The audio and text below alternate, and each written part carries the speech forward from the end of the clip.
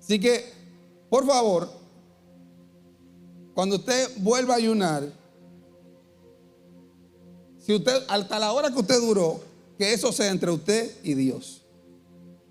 Si usted duró hasta las 11 de la mañana, o hasta las 10 de la mañana, o hasta las 6 de la tarde, o duró 2 días ayunando, que eso lo sepan usted y Dios. Con lo que usted entregó el ayuno, que eso lo sepan usted y Dios. ¿Qué es lo que yo tengo que compartir con mi hermano del ayuno? ¿Qué Dios habló conmigo? ¿Con qué Dios trató conmigo? ¿Qué experiencia tuve yo en el ayuno? Hermano, mira, Dios me habló esto y esto y esto y quiero compartirlo contigo. Ay, mira, en el ayuno el Señor me llamó la atención, me hizo reflexionar en esto. Mira, yo he crecido en esto en el ayuno. Eso es lo que se comparte. Pero el sacrificio no se comparte. Eso es entre usted y Dios. Ahora, lo que Dios le da en el ayuno, eso si usted lo comparte con su hermano. Ay, mira, recibí esta palabra de Dios. Mira qué bien, la quiero compartir contigo. Amén. Entonces, cero subí foto a internet, aquí entregando el ayuno, ni mandar foto en grupo. Aquí estoy entregando el ayuno. No, hermano, mire, dice la palabra, si usted lee en Mateo, creo que es 6, que habla sobre el ayuno, dice que cuando nosotros hacemos eso, ya tenemos nuestra recompensa. Ya tiene su recompensa. En el momento en que yo le digo a Joel, estoy ayunando, ¡pam! Se cayó el ayuno, ya tengo mi recompensa. Si yo estaba orando, Señor, mira esto. Desde que Joel, mira, no, que yo estoy ayunando, ¡pam! Se cayó, ahí mismo se cayó. Amén. Entonces, el ayuno es entre usted y Dios. A la hora que usted lo entregue, eso es entre usted y Dios. Si lo entregó a las 11 de la mañana porque no aguantó más, eso es entre usted y Dios. Amén. Si lo entregó al otro día, amén. Bien, si me acompañan por favor al libro de Mateo, capítulo 9, versículo 35. Quiero compartirle esta cita que el Señor me trajo.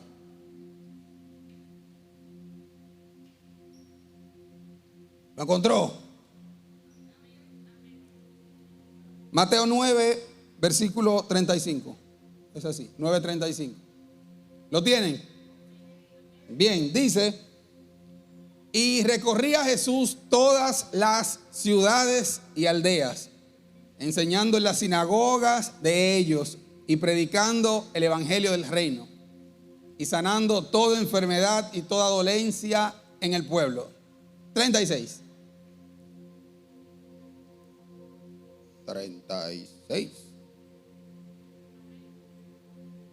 Por eso que uno tiene que andar con su alma en la mano. No, me avisen. Ok. Y al ver las multitudes, ¿se lo puede decir otra vez? Y al ver las multitudes, tuvo compasión de ellas, porque estaban desamparadas y dispersas como ovejas que no tienen pastor. 37. Entonces dijo a sus discípulos, fíjense lo que le dijo: a la verdad, la mies es mucha, mas los obreros pocos. ¿Cuántos han escuchado esa frase? La mies es mucha, los obreros pocos. Y muchas veces la usamos en distintas situaciones. Cuando convocamos gente para trabajar y nada más llegando a la mies es mucha y los obreros pocos. Que no, que en la iglesia hay poca gente. La mies es mucha y los obreros pocos. Y el versículo 38, ahí está la clave cuando Jesús dice: rogad pues al Señor de la ¿qué? De la mies, que envíe obreros a su mies. Me llama la atención cuando él dice: orad al Señor de la mies para que envíe obreros a su mies. Cuando Jesús da esta palabra a sus discípulos, me sorprende porque él está hablando que hay pocos obreros. Sin embargo, en aquel tiempo habían muchos conocedores de la ley. De hecho, habían dos tipos de autoridades en aquel tiempo, que eran los saduceos, que eran los políticos, y los fariseos, que eran los conocedores de la ley. Sin embargo, ninguno de estos dos grupos Jesús los reconocía como obreros. Lo interesante es que ni siquiera a sus discípulos Él los reconocía como obreros. Cuando Jesús dijo, cuando la palabra aquí dice que Jesús tuvo compasión, la palabra original de compasión quiere decir un dolor desde las entrañas. Y hay otra interpretación que se le da, que es cuando tú sientes que se te tuercen los intestinos. Ustedes han tenido un dolor así. Yo recientemente estuve con una persona que le dio un dolor en los intestinos a tal punto que se desmayó. Y después me dijo que ese dolor es más fuerte, que la experiencia de dolor de los intestinos que tuvo fue más fuerte que cuando parió. Es decir, me dijo, los dolores de parto no fueron tan fuertes como ese dolor que yo tuve de los intestinos. Y a ese nivel es que dice la palabra que Jesús tuvo ese dolor, cuando quiere decir cuando tuvo compasión de la gente. De hecho, ese dolor que tuvo Jesús, esa misma frase original que usó Jesús aquí, es la misma que se usó cuando Él dio la parábola del hijo pródigo. Cuando el padre vio que el hijo pródigo llegó, que el padre corrió a abrazarlo, el padre tuvo ese mismo sentimiento, ese mismo peso, esa misma compasión. Sin embargo, yo me digo, ¿por qué Jesús dice que tenemos que orar? Porque la mies es mucha, los obreros pocos, y para que el Señor de la mies mande obreros. Y fíjense por qué Jesús dijo estas cosas. Número uno, Jesús reconoció que hay necesidad. Y a veces nosotros, como cristianos, estamos muy cómodos aquí dentro y no estamos viendo la necesidad allá afuera. De hecho, hay personas que vienen a la iglesia con necesidad, pero estamos tan ciegos a esa necesidad que pasan por desapercibidos a esa persona. Y vivimos una vida cotidiana normal, salvo siempre salvo, yo soy salvo. Y nos hemos incluso acostumbrado a ver al impío, saber que se va a perder y estar feliz e incontento. A tener amigos. ¿Cuántos tienen amigos inconversos? Compañeros de escuela inconversos. Compañeros de trabajo inconversos. Vecinos inconversos. Mire, yo me voy más lejos. ¿Cuántos tienen hermanos de la iglesia que son inconversos? Yo tengo. Y nosotros, ¿usted sabe qué? Nos hemos acostumbrado a estar con el que se va a perder. Es como la persona, el papá de un amigo mío, él se dializaba.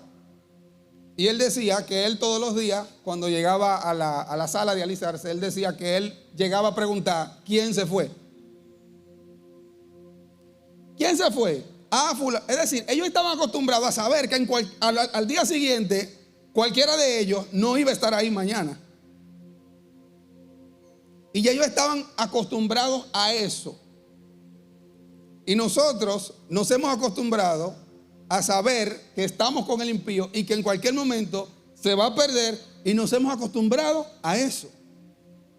De hecho, una de las cosas, de las razones por las que Jesús tuvo compasión y dice que estaban las personas, él las vio como ovejas dispersas, es porque los fariseos no le daban esperanza a esas personas. ¿Cuál es el mensaje de los fariseos? El mensaje de los fariseos es: ustedes se van a perder porque ustedes no son hijos de Abraham. Nosotros sí nos vamos a salvar porque sí somos hijos de Abraham. conocedores de la ley completa, que la cumplían, pero eran conocedores de la ley. Sin embargo, no tenían compasión de la gente, condenaban a las personas.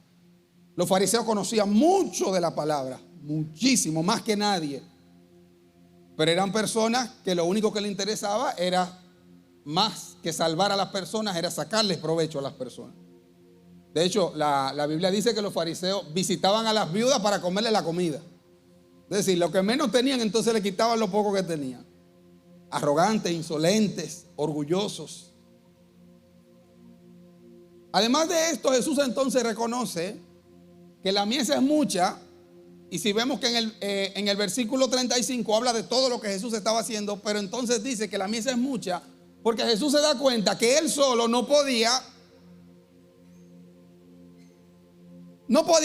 predicarle a todo el mundo. No es como ahora que tú pones un video en YouTube y eso llega a miles de gente. Pero Jesús tenía que dar un mensaje a miles de personas. Y Jesús entendió, yo no puedo llevar el mensaje a todo el mundo yo solo. De la misma manera que una sola persona no puede llevar el evangelio al mundo entero. Y por eso Jesús decía, tenemos que rogarle a Dios para que mande más obreros. Y cuando Jesús ve que no hay suficiente obrero, que el único que está haciendo el trabajo es Él, entonces Jesús busca una solución. Y la solución que Jesús da es esta. Número uno, entender que solo Dios puede salvar. ¿Qué es lo que Jesús estaba diciendo? Que oren al Dios de la mies.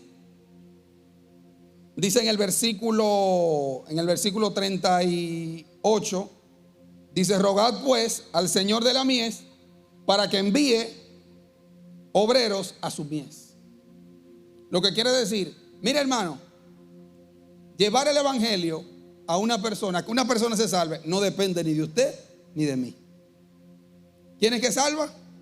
El Señor. Dice la palabra que el Espíritu Santo es quien convence de pecado. Lo que le está diciendo a los obreros, mire, usted solamente es el mensajero, pero de que el mensaje llegue o no, de eso me encargo yo. Y Jesús le está diciendo a sus discípulos, ustedes lleven el mensaje. Lo importante es que llevemos el mensaje. No importa cuántos años usted tenga el evangelio. Hay gente que una persona puede tener 20 años en el evangelio y otra persona puede tener 2 meses en el evangelio. Y los dos pueden dar un mensaje y a los dos Dios lo puede usar. Porque no depende de cuánto tiempo tú tienes en el evangelio. Depende del Señor. Porque dice Pablo en una ocasión fue que dijo que yo regué, yo sembré, Apolo regó, pero el que dé crecimiento, ¿quién es? El Señor. Y lo dijo el apóstol Pablo. Lo siguiente entonces Jesús le dice que debemos de orar, rogar al Padre. Y aquí quiero detenerme, porque cuando él dice, déjame por favor el versículo 38, Zaira.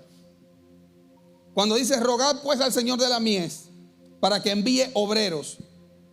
¿A qué ustedes creen que Jesús se refiere cuando él dijo que envíe obreros? ¿Ustedes creen que es para que Dios le diga, Juan Carlos, vaya a predicar? Nilo, vaya a predicar. María, a predicar. No es. ¿Saben cómo es la forma en la que Dios envía a los obreros?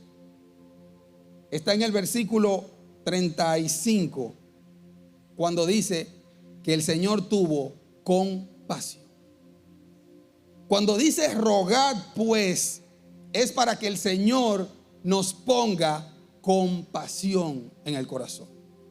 Lo que llevó a Jesús a hacer todo lo que él hacía en el versículo 35, que iba de ciudad en ciudad, que predicaba, que sanaba, y todo lo que Jesús hacía, ¿saben por qué lo hacía? Porque Jesús tenía compasión. Y si tú y yo no tenemos compasión, jamás podremos ver la necesidad de la gente.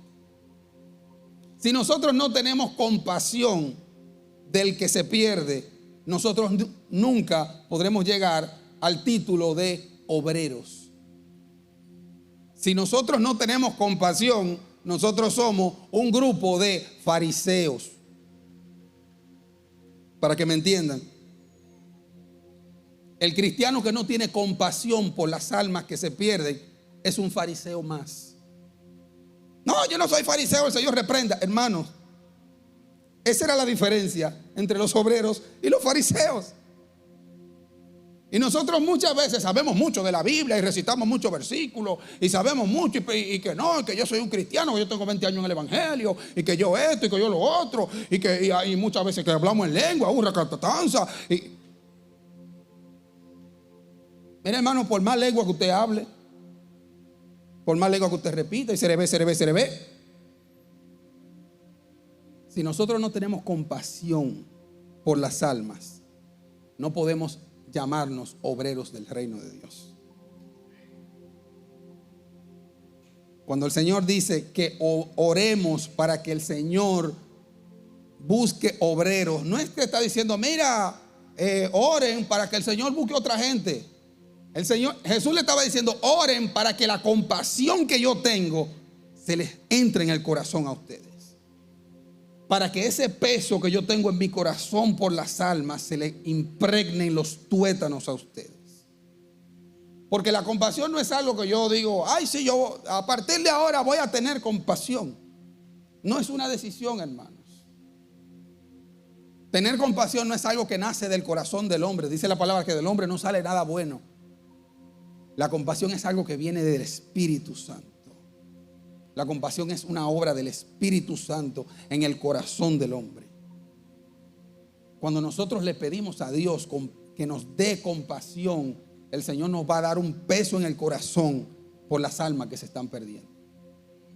Y ya no nos va a dar igual compartir con nuestros amigos, con nuestros hermanos que se están perdiendo.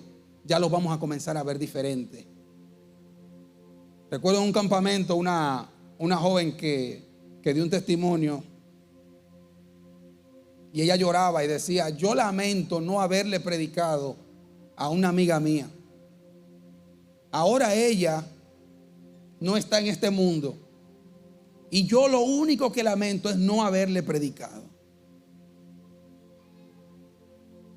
Y yo le pido a Dios que no llegue ese punto, que ninguno de nosotros tengamos que vivir esa experiencia. Como cuando yo me topé con una persona que me dijo, Héctor, ¿y tú eras cristiano? Y yo, sí, yo soy cristiano hace mucho tiempo. Y tú nunca me predicaste. Y tú nunca me predicaste. Y tú eras cristiano y tú nunca me predicaste. Ustedes saben lo que es eso. Que nosotros llegue alguien a reclamarnos porque nosotros teníamos la verdad y nunca se la compartimos. Que estaban enfermos, teníamos la medicina y nunca se la dimos. Esa es la mejor explicación. Tú sabes lo que es que el amigo tuyo se esté muriendo con una enfermedad y tú tengas la medicina en la mano y no se la des. Y tú ves lo que está convulsionando, enfermo, y tú con la medicina ahí agarrada. Porque es más fácil estar entretenido con un celular, tiqui, tiqui, tiqui, tiqui, o viendo videos o haciendo esta pendejada. Y ahí nos pasamos el día. Y tirando para adelante, y tirando para adelante, y tirando para adelante. Y perdiendo el tiempo en estupideces. Y a veces nos creemos muy religiosos y comenzamos a tener discusiones de la Biblia. Y que no, que la Biblia dice esto, no dice lo otro. Perdiendo el tiempo en banalidades. Yo no estoy en contra de que se estudie la palabra de Dios. Pero miren, el que estudia la palabra de Dios sin compasión, lo que es peor que tú darle un arma de fuego a un niño. Porque allá afuera hay mucha gente que están usando la palabra de Dios sin compasión. Y una persona que predica la palabra de Dios sin compasión, mejor que se quede trancado en su casa. Porque más bien lo que hacen es daño. No sé si ustedes se han topado con mucha gente que usa la palabra de Dios y lo único que han hecho es herir el corazón de personas. Lastimar a personas, lacerar su corazón. Yo conozco mucha gente que me dicen que no vuelven a pisar una iglesia. Porque en esa iglesia donde ellos fueron, los laceraron, los lastimaron. En el nombre de Dios. ¿Sabe por qué los lastimaron en el nombre de Dios? Porque comenzaron a estudiar esta palabra sin compasión. Cuando nosotros no tenemos compasión por las almas, nos volvemos arrogantes. nos volvemos insolentes. Y yo no se lo digo porque yo vi a una persona, yo se lo digo porque yo lo viví. Porque yo comencé a estudiar la Biblia y más que volverme más compasivo, me volví más arrogante, más insolente, más orgulloso y más pedante. Y la misericordia de Dios me alcanzó y yo tuve que parar de leer y tuve que comenzar a pedirle a Dios que moldeara mi corazón más que llenar mi mente de conocimiento. Porque el conocimiento sin compasión es un arma destructiva. Por eso el Señor dice: misericordia quiero más que sacrificios. Porque de nada nos vale pasarnos 2 días ayunando si nosotros ni siquiera un Dios te bendiga le dijimos a nadie en esos 2 días de ayuno.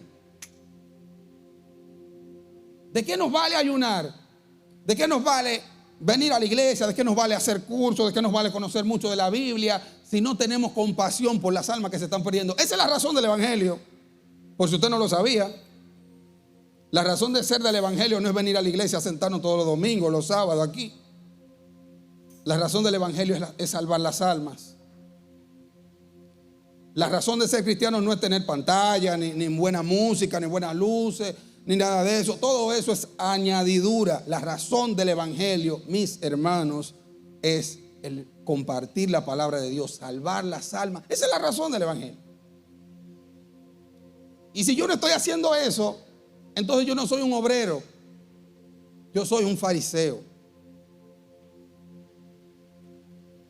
Cuando Jesús le dijo: oren para que el Señor de la mies envíe obreros, hermano, Jesús le dijo: oren para que Dios ponga compasión en sus corazones.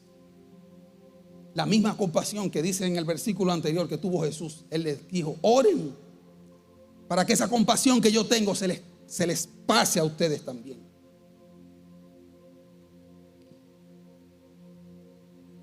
Y como les dije, la compasión no nace de nadie. No es una decisión. Yo voy a comenzar a ser compasivo. Mire, eso usted por más que pretenda, usted tiene que orar y pedirle a Dios que sea Dios que lo ponga en su corazón. Y le aseguro que en el momento en el que Dios ponga la compasión en su corazón, prepárese, porque su vida no va a ser jamás igual. Tus intereses van a cambiar totalmente. Tú vas a entrar a lo que un amigo mío le llama al lugar de muerte, donde ya no vivo yo, ahora Cristo vive en mí. Donde ya las cosas que te importan van a dejar de importarte. Donde el único objetivo en tu vida será salvar las almas.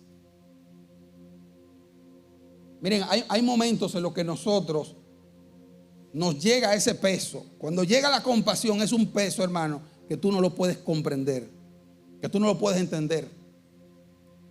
Ese es el llamado de Dios. Mire, cuando Dios llama, a veces creemos que el llamado de Dios es: ay, a mí me gusta hacer tal cosa. Eso no es el llamado de Dios. El llamado de Dios es: ay, es que mira, me gusta estar ahí, me gusta hacer eso. Mira, hermano, el llamado de Dios es algo más grande que tú mismo. El llamado de Dios no es algo que tú disfrutas, es algo que tú sufres. Es algo por lo que tú sufres.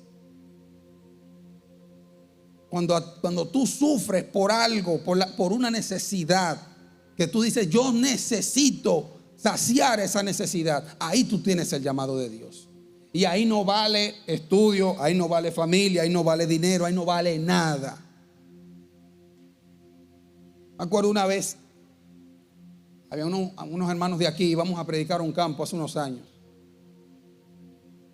Y yo les puedo decir que el llamado, el peso, la compasión que Dios puso en mi corazón en ir a ese lugar, yo no se lo puedo explicar. Porque para ir ahí había que pagar. No era que nos llevaban, nosotros teníamos que pagar el transporte para ir, el lugar donde íbamos a quedar, la comida que no íbamos a comer, y teníamos que pagar para darle comida a los demás que iban ahí también. Y el que lo ve de la manera humana dice: ahí tú pierdes por todos lados. ¿Y qué tú ganabas? Mira, hermano, yo no les puedo explicar, pero era un peso que Dios puso en el corazón de nosotros de ir a predicar en ese lugar. Y habían fines de semana en los que yo tenía trabajo, y yo dejaba los trabajos, dejaba de ganar dinero para ir a invertir dinero en ese lugar. Hubo una ocasión en la que yo tenía un examen. El profesor dijo: si usted no coge el examen, se va a quedar para la segunda convocatoria. Pues mándeme para la segunda convocatoria, porque lo que hay en mí es más grande que el examen, que irme a la segunda convocatoria. Hermano, y me fui para la segunda convocatoria. Mire, yo perdí trabajo, perdí oferta, perdí un montón de cosas. Y llegó un día, hermano, en lo que estábamos evangelizando allá, que yo le hice una huelga a Dios. Ustedes ven cuando ustedes como que se hartan, cuando el diablo te come la cabeza. Pues llegó ese día en el que yo dije: mira, Señor, ya yo estoy harto de venir para acá. Y es como cuando tú le comienzas a sacar factura a Dios. Mira todo lo que yo he venido hacia aquí, y yo no veo resultados, y yo no veo nada. Yo no voy a volver para acá. Pero eso fue en un momento de oración. Nadie me estaba escuchando. Yo estaba en un monte metido. Y yo: Jehová, yo aquí no vuelvo jamás. Se acabó. Este es el último viaje que yo voy para acá. De ahora en adelante yo voy a vivir mi vida. Yo estoy perdiendo mi juventud aquí y gastando dinero. Y mira todos los moquitos que me han picado. Mira los prietos que yo estoy de coger sol. Y mira esto y mira lo otro. Y mira, a mí me ofrecieron tal cosa. Y yo por venir para acá. Pasándole factura a Dios. Y yo aquí no veo nada. Esto es una pérdida de tiempo. Hermano, mire, cuando yo me iba, uno de los jóvenes a los que le predicábamos allá, el joven más necio que había ahí, más malapalabroso como él solo, viene y me dice, en el Cibao, le dice: hey, quiero hablar contigo. Sí, me decían: hey, estoy.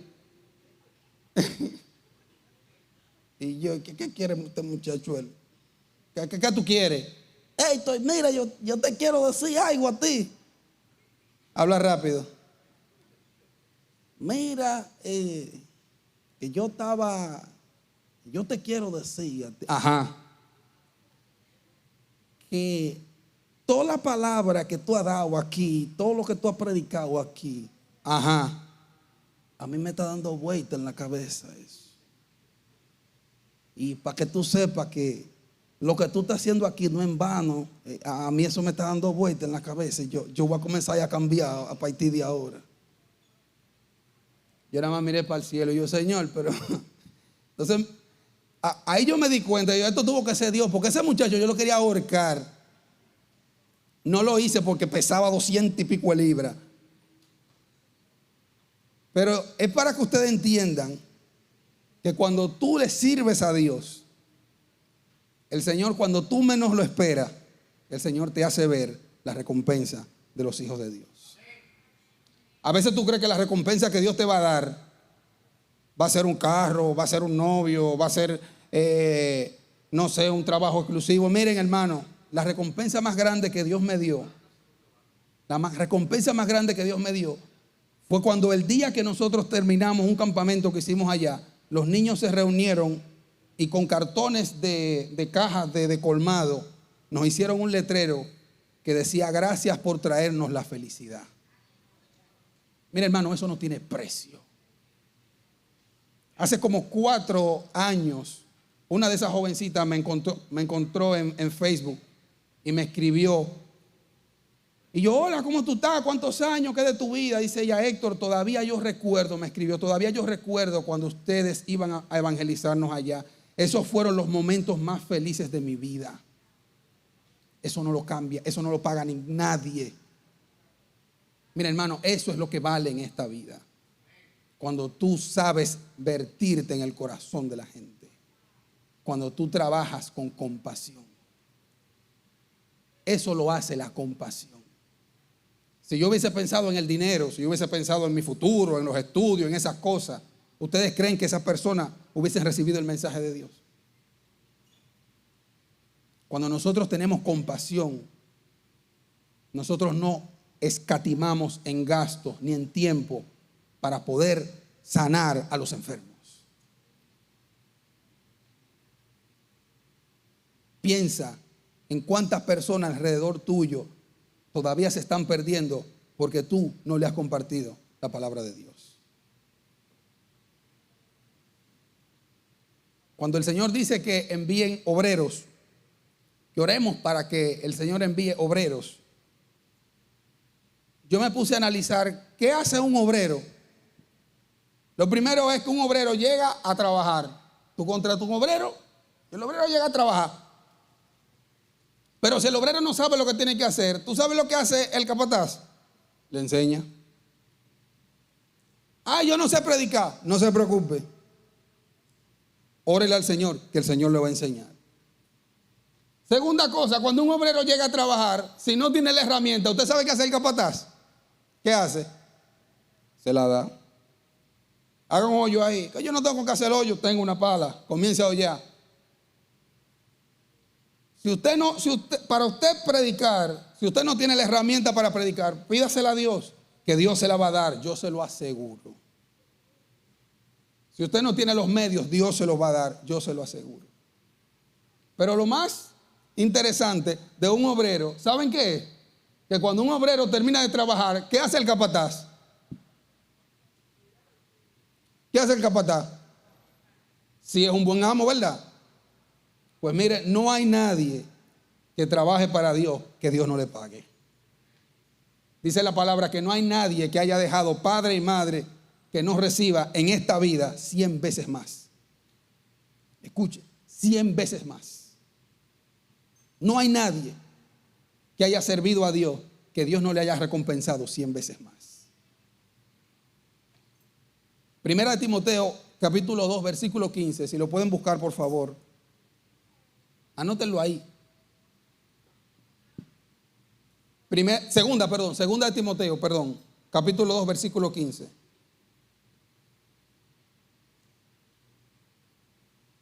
¿Lo encontraron? No esperen.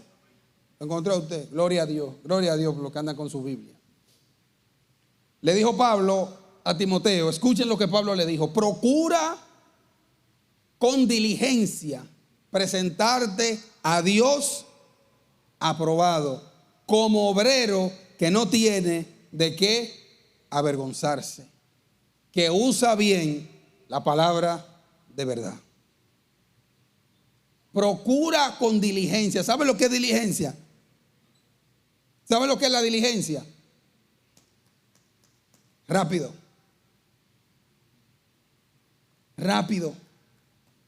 Insistente. Procura con diligencia presentarte a Dios aprobado, como obrero que no tiene de qué avergonzarse. Que el día que el Señor nos llame y nos pregunte: ¿qué hiciste? Obrero, ¿qué hiciste? ¿Fuiste un obrero o fuiste un fariseo? ¿Qué hiciste? Ahí vamos a saber si nos vamos a presentar como un obrero que tiene de qué avergonzarse o como un obrero que no tiene de qué avergonzarse. Sí, Señor, yo prediqué. Cuánta gente se me presentó, cuánta gente yo le prediqué. O cuando el Señor le diga: mira, y fulano, el amigo tuyo, no, es que yo no, como que yo no le vi que él quería que le predicaran, así que yo lo dejé tranquilo. Y a fulano, y a fulana, ¿por qué tú no le predicaste? No, porque es que ella dijo que ella visitó otra iglesia, que ella es de otra cosa. No, porque fue que él me dijo que no quería que le hablaran de Dios. No, porque es que él se incomodaba. No, es que era muy corrupto Dios, ese muchacho era muy corrupto. O esa muchacha era muy de la vida alegre. Esa muchacha, yo no creo que tú la puedas salvar. Miren, hermano, procuren con diligencia presentarte a Dios aprobados, como un obrero que no tiene de qué avergonzarse, que usa bien la palabra de verdad. Cuando dice que usa bien la palabra de verdad, es que usa esta palabra con compasión. Con compasión. Y termino con este testimonio que se lo contaba a mi esposa en estos días. Cuando yo era pequeño, yo tenía una tía que era una mujer muy corrupta. Y mi papá nos decía que teníamos que orar para que tía se convirtiera. Y nosotros todos los días era un cliché: Señor, y te pedimos por tía para que tú la toques, para que ella se convierta, que te sirva. Y eso era como el cliché de todos los días: orar por tía para que ella se convierta. Eso era como en el nombre de Jesús, amén. Y Señor, y toca a tía para que ella se convierta. Y un día yo veo que ella va a la iglesia Y yo veo que tía va a la iglesia. Después yo veo que el domingo siguiente ya vuelve a la iglesia. La tía está viniendo a la iglesia. Tercer domingo vuelve tía a la iglesia. Dicen que tía se convirtió. Yo, que tía se convirtió. Más fácil se congela el infierno que tía se convirtió. Hermanos, un día mi hermana y yo fuimos para su casa un domingo. Yo no recuerdo por qué, pero fuimos para la casa de ella. Y cuando yo la veo, que llegan unas amistades de ella, y las amistades comienzan a hablar, y ella comienza a predicarle a las amistades, y ella hablándole del amor de Dios, y ella hablándole de la transformación que Dios ha hecho. Y en una, la amiga de ella le dice, pero yo todavía no creo que ya tú dejaste de fumar, que ya tú dejaste de beber, que ya tú dejaste de bailar. En serio, yo no lo puedo creer. Y me pareció tan interesante la respuesta de ella cuando tía le dijo, mira, en el libro de Eclesiastés, una mujer que voceaba muchísimo, yo la veía con esta pasividad y con este amor, una mujer que peleaba tanto. En el libro de Eclesiastés dice que todo tiene su tiempo, que hay tiempo para sembrar y tiempo para cosechar. Pues mi tiempo de beber, de bailar y de fumar se acabó.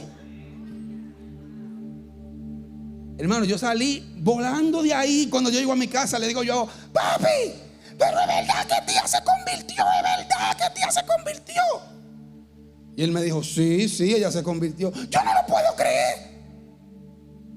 Y él me fija la mirada y me dice, ¿y para qué tú estás orando?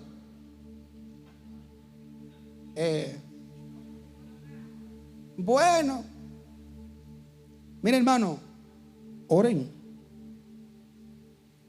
que en el momento preciso el Señor los alcanza. Yo se lo doy como testimonio. Oren. La persona que usted ve más imposible que Dios la alcance, póngasele las manos a Dios. Ore. Haga una lista de personas.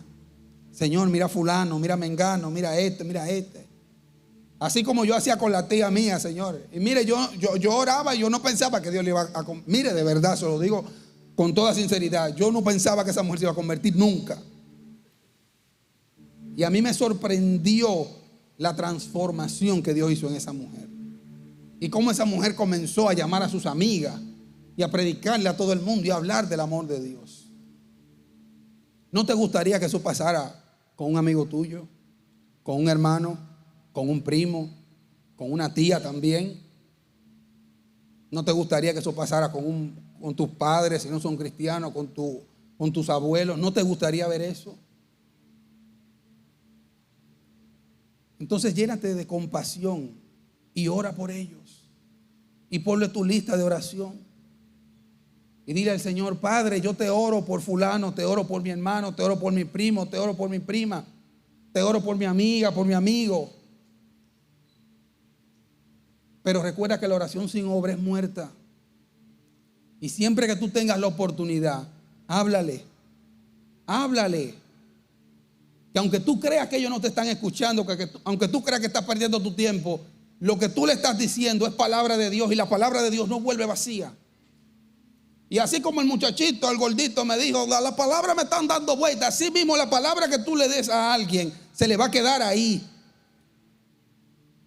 Predica con fe, entendiendo que la palabra que sale de tu boca no es tuya, es palabra de Dios.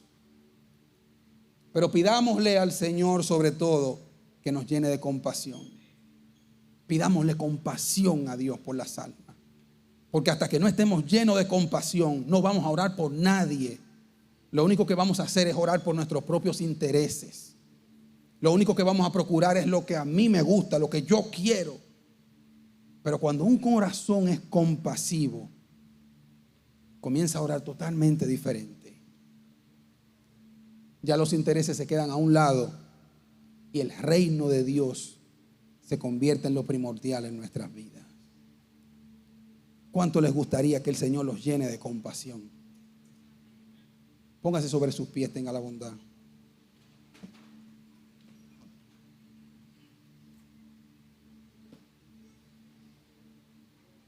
Y ahí donde estás, si puedes, por favor, cerrar tus ojos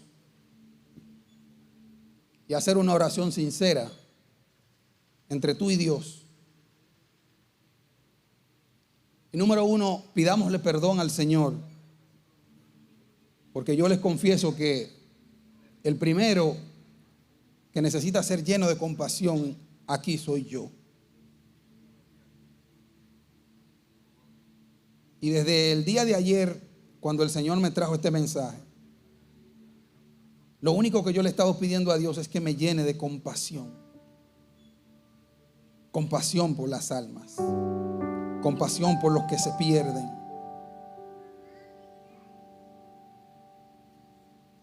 Padre amado, perdónanos.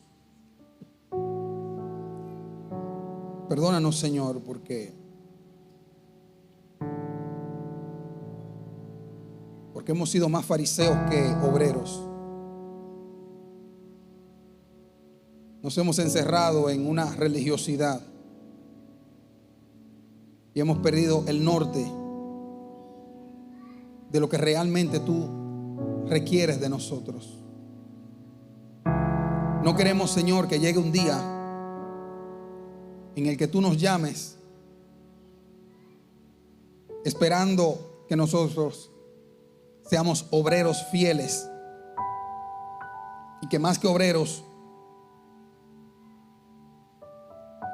tú no nos puedas llamar siervos fieles, sino siervos malos e inútiles. No queremos ser malos e inútiles, Señor. Queremos ser obreros aprobados que no tienen de qué avergonzarse. Sobre todo que usan bien la palabra de verdad. Ayúdanos, Señor. Ayúdanos, Padre, a ser compasivos. Ayúdanos a ver la necesidad. Ayúdanos a compartir tu palabra. Ayúdanos, Padre, a ser instrumentos tuyos. Ayúdanos, Padre, a quitar la resistencia de nuestro corazón. Padre, moldea nuestro corazón. Transfórmanos. Y quita toda vergüenza de nosotros. Y haznos más compasivos, Padre.